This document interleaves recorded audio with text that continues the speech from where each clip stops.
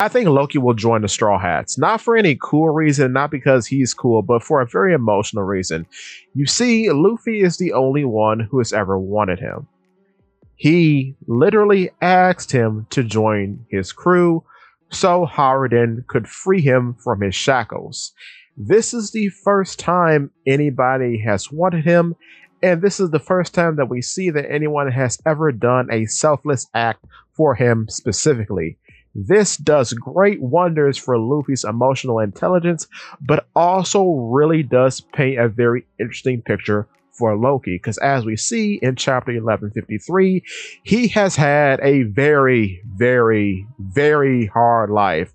His father, the possible only other person who didn't find him repulsive, was murdered in front of his eyes. And of course, everybody, including his own brother, blames him for his father's death. And the only person that can clear his name is suffering brain damage at the moment. So he has been rejected by his country and his brother. Before that, Zebek, the cool guy of whom he wanted to be with, rejected him and beat him up in a fight. Before that, possibly, he was rejected by a woman he found attractive in Charlotte Lola. And even before that, in the actual chapter 1153, he was disowned by his own mother, being tossed from the sun realm into the underworld below, causing him as a baby to climb his way back up. So yes, he has had a hard life, but now the question becomes, if he does join the crew, how is he going to fit on the ship? Because as we see from Goldberg, the Sunny can be lifted above a regular giant's head as if it were a large toy boat. So, in Loki being an enormous giant, he is possibly more than twice the size of a normal giant. So how would he fit on a boat like the Sunny? Well, I think I found the solution, and I believe that solution is foreshadowed at the start of this arc, because you see, during the start of Elbaf, we are in Rhodes toy country. Of course, in canon, this is called the Land of the Gods, which is just a diorama made up by Rhodes to look like a bunch of locations in Elbaf proper. But what's so interesting about this is that we can see some parallels between this and Elbaf, despite the obvious locations of Or's Castle and the Great Adam Tree. For example, Rhodes has a bunch of pets in this diorama who act as various deities around the diorama. This is very comparable to the underworld, because Loki is friends with a bunch of animals that we originally see in the movie Strong World. So that's a very interesting parallel there. And much like Rhodes getting his pets beat up by the various Straw Hats, Loki saw all of his animal companions get beat up by the Holy Knights.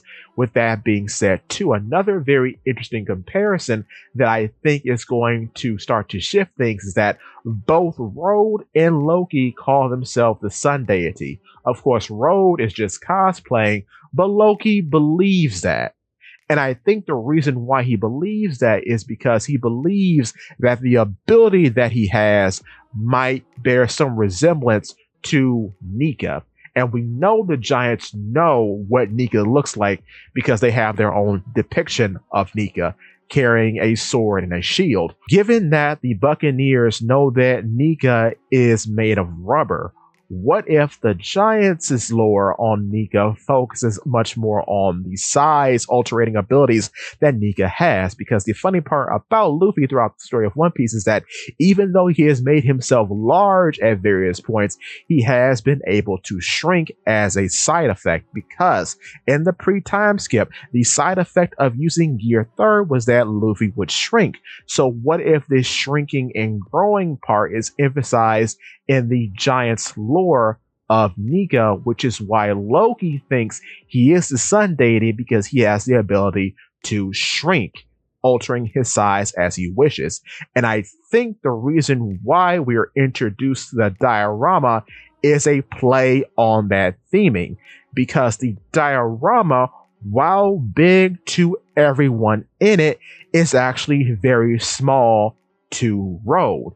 even though to him, the regular people look like dolls. To the regular people, the actual diorama is massive. So, given that there is so much weird size lore around Harold during his flashback, what if Loki has the ability to shrink down and become the size of a normal human, or at least the size of a very large human?